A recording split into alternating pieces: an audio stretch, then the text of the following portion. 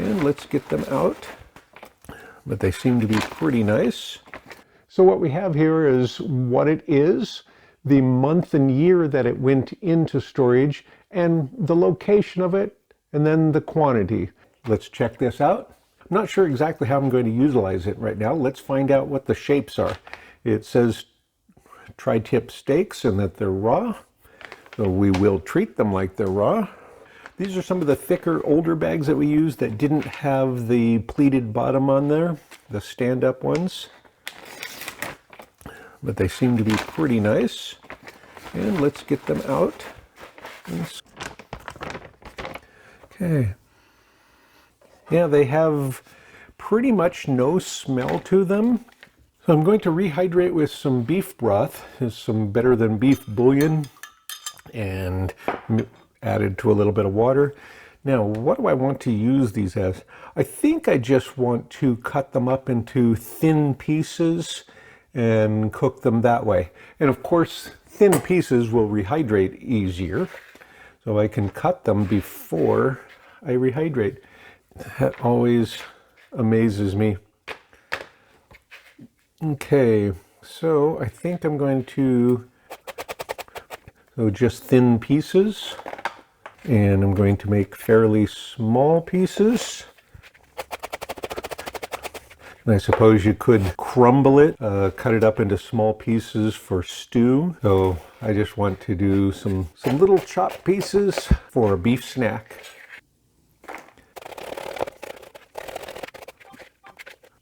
Back in 2018, we weren't putting the weights on the bag for how much we needed to add, except when it was stews or something. So for the meat like this, because I know that it'll just basically soak up what it needs, we didn't really worry about it too much. I've got about a little less than 2 cups of water, and that's where having the information of how much this weighed to begin with would let me know, do I even have enough? And so for some things, it's nice to know. The areas of meat that have more fat in them will take longer to rehydrate because the fat it doesn't like to absorb the water as fast. The thin pieces will be ready very, very quickly. And this was warm water. You could use boiling water if you don't mind it cooking right then. You could use cold water. I use cold water if I'm going to grill it later because I don't want it to cook. But thin pieces like this, I should be able to then put them in a pan right away and get them cooking. So I'll give this just a couple of minutes because beef, it's what's for dinner, or lunch as the case may be. I'm not doing anything interesting with the beef. I just wanted a little beef snack for lunch, and I didn't have any in the regular freezer. So I thought I'd do some freeze-dried stuff. We've been doing freeze drying since August of 2017. We picked up our machine on the 10th, and then we did our first batch on the 12th or 13th. I am still worried every time that I open a bag that maybe I did something wrong and it's no good. It hasn't happened yet, but I still worry about it every time. So I'm going to add maybe some taco seasoning, but I'm going to start with a little bit of butter and just heat this up. So I let this rehydrate for about 15 minutes while I was doing some other stuff. It should be plenty well rehydrated because it's thin pieces. And I think I'll just kind of scoop it out and put it in the pan, and maybe I'll leave some of the liquid behind. I don't know. I'm just using a little salt and pepper for seasoning, and that might be it. And we'll get some of this in there.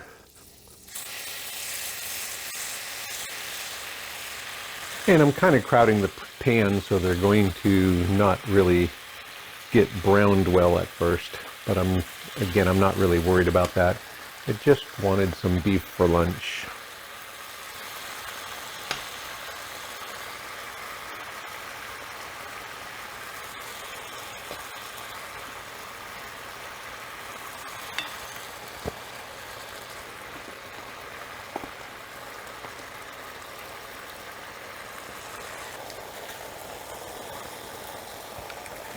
Add a little bit of the salt and pepper.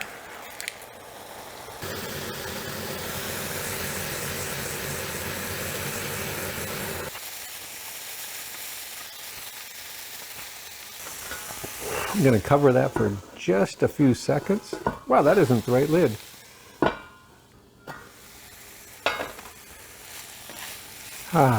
Okay. And as we say, beef, it's what's for snacking. I don't know what I can tell you about this.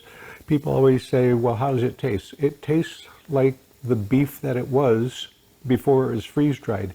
It really doesn't change it. If you're not careful, it can dry it out, especially if I cook it first and then freeze-dry it. Then I seem to end up with it drier. Okay. That's pretty yummy beef.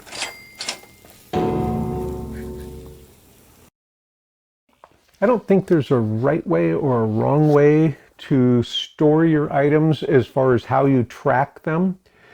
It's going to depend immensely on what you're freeze drying, so how many varieties, for instance, and what your goal is. Our goal when we started was just to empty some freezers. We weren't thinking of a big stockpile or anything like that. It just kind of grew out of hand all by itself. When we first started, we had a bin of chicken and a bin of vegetables and a bin of fruit. And then we had 2 bins of chicken and 2 bins of vegetables and 2 bins of fruit and so on. So anyway, it built up. And then we started using some of the things, and then we would have space, a half a bin of space in a bin. And instead of starting another bin and leaving that one half full, we would just add to that. And then of course we would label what was in that bin. So we'd have to list all the things in the bin. It got way out of hand and we went with the database. My IT person set up a sheet in OpenOffice for me. So what we have here is what it is, the month and year that it went into storage, and the location of it, and then the quantity. And then if we use it, like I got one out earlier today of this one, then we just make a note of it, and every so often we update the database and print out a new hard copy. I don't want to be stuck with just a computer copy, because what if I can't access that computer for whatever reason? So I have a hard copy at all times. We also put the new things on here every so often also onto the sheet. So this is not 100% right now because we've added a few things that didn't get put in there yet. We don't have anything on here that isn't there. We just do have some things that aren't on here yet. They're still on the worksheets. In our worksheets, the last part we add is where they are. 8 front has quart bags of 1 pound each of the Bosque and 4 quart bags of the Camise. 3 of them are 1 pound and 1 of them is a 1/3 pound. And it's the same with these others. So then we'll add where these are and the quantities and everything later in the spreadsheet. But if we need it, we still have this, which gets put into the 3-ring binder, and we keep it long term. So the beef I had today was really good.